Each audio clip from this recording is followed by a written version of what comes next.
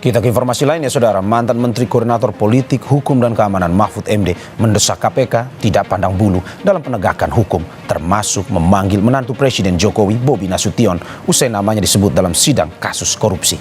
Menurut saya, ya kalau ingin menegakkan hukum benar, menghilangkan kesan bahwa ini tidak pandang bulu, seharusnya Bobi dipanggil. Seharusnya dipanggil paling tidak kan. Anda disebut kan gitu. Blok Medan itu ini katanya gitu. Kalau enggak ya enggak usah takut, enggak apa-apa toh.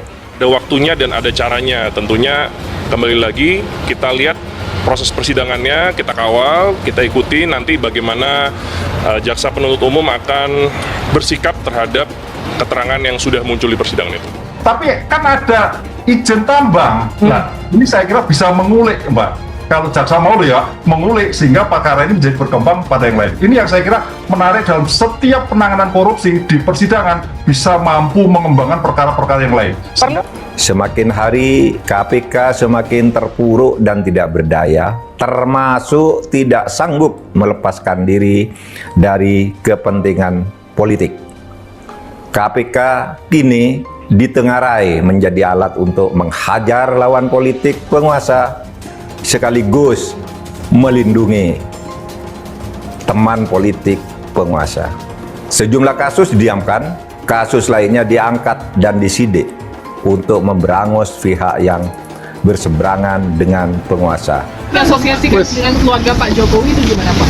Istilah blok sumut yang diasosiasikan ke keluarga Pak Jokowi sama Pak. Kemarin kan di fakta persidangan mantan gubernur Maluku itu ada diungkap.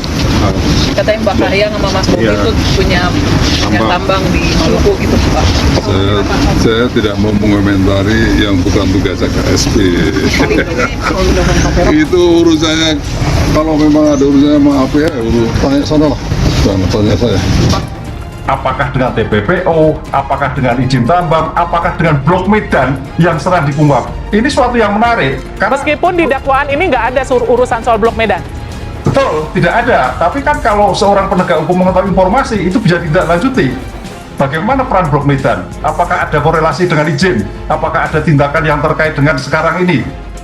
Itu yang dilakukan. Jadi suatu menarik ini, mohon perkara yang terjadi perkara ini di kliennya Pak Junaidi itu bisa membawa kemana-mana berdasarkan informasi yang sah, yang saya kira jaksa KPK juga harus mampu sejauh mana peran Blok Medan itu dalam kerangka suatu perkara suap dan gratifikasi.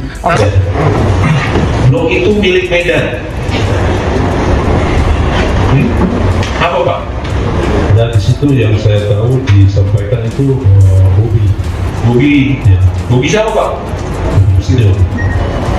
Bobi Nasution, ya.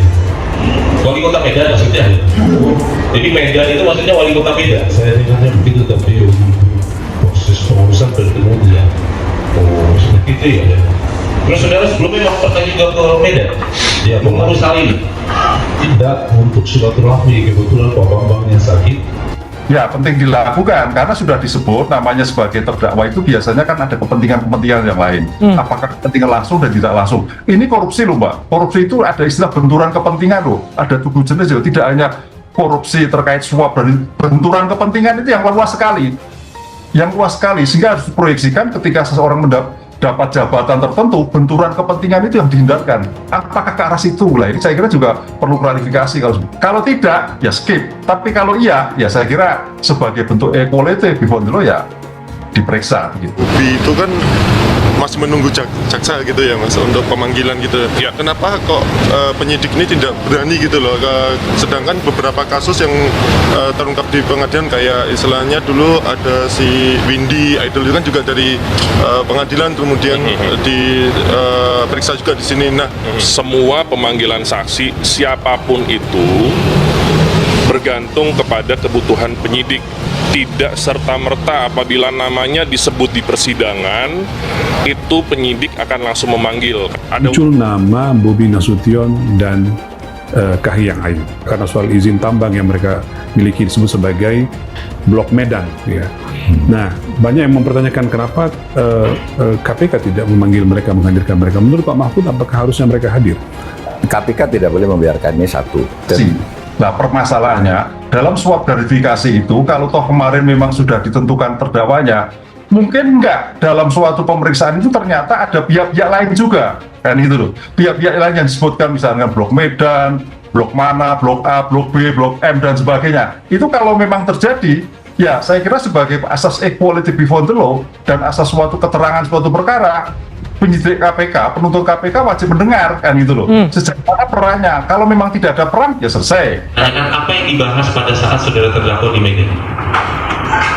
Ya, bahas masalah apa namanya blok di Halmahera Timur. Blok di Halmahera Timur. Terkait apa? Kenapa belum di Halmahera Timur, saudara terdakwa? Tambang nikel. Iya, kenapa? Terkait, ya maksudnya blok di Halmahera Timur kan tambang nikel. Ya, membahasnya terkait apa tambang nikel itu harus seperti apa? Izin untuk siapa? Surat izin untuk apa namanya Pak Bobi. Oh, untuk Pak Bobi. Pada saat itu bertemu itu mengajukan usulan permohonan izin di Maluku Utara. Dan sebetulnya Seperti itu. Oke.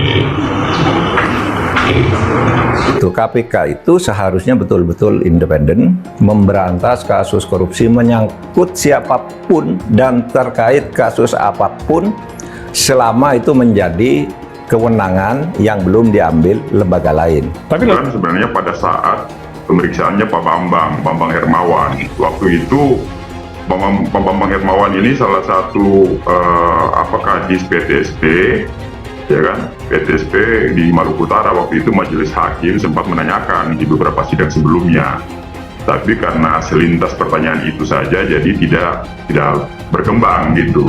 Jadi saudara terdakwa yang ke sana ya. Siapa yang menghubungi saudara terdakwa untuk datang ke Medan? Ada kontak. Oh, Jangan diundang. seperti itu ya, saudara terdakwa diundang ya. Oke. Jadi di persidangan adalah berbasis pada surat dakwaan, suap dan gratifikasi. Tapi dalam suap dan gratifikasi ini bisa mengembang. Jadi dalam suatu korupsi itu ada istilahnya pohon perkara, Mbak. Jadi Pak ESDM itu sebagai pohon perkara yang bisa mengembang terhadap perkara-perkara lain. Itu yang dalam ilmu kriminalistik. Pengungkapan perkara itu tadi saya katakan tidak hanya dibuktikan di persidangan, bagian suatu luar biasa, ampuh sekali pembuktian karena itu sudah diuji dan diucapkan langsung di dalam suatu persidangan.